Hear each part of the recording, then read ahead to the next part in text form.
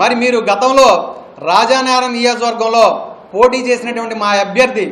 బత్తుల బలరామకృష్ణ గారి మీద కంటే కూడా మీ మీద ఒక్క ఓటు కనుక ఎక్కువ వస్తే మీరు రాజకీయాల నుంచి విరమించుకుంటా అని చెప్పారు. మేము అడుగుతూ ఉన్నాం, మరి అదే బత్తుల బలరామకృష్ణ గారు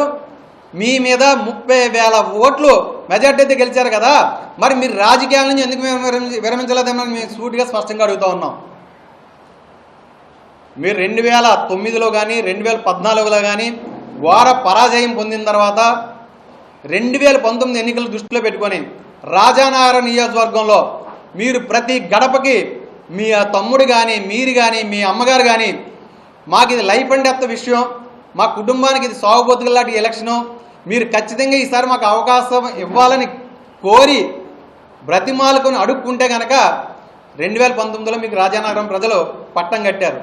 అదే రాజానగరం ప్రజలు 2024కి వచ్చేటప్పటికి మీరు చేసినటువంటి అభివృద్ధి కార్యక్రమాల మీద,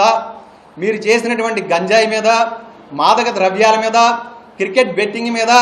వారికి పూర్తిగా అవగాహన వచ్చి 2024 ఎన్నికల్లో ఒక సామాన్యమైనటువంటి కార్యకర్తగా పోటీ చేసినటువంటి బత్తుల బలరామకృష్ణని అత్యధికమైనటువంటి మెజార్టీతో గెలిపించారని చెప్పి మీకు తెలియపరుస్తూ ఉన్నాం. మీరు నిజంగా మీకు రాజకీయాల్లో మళ్ళీ గెలవాలని కానీ పోటీ చేయాలని ఉద్దేశం ఉంటే కనుక నిర్మాణాత్మకమైనటువంటి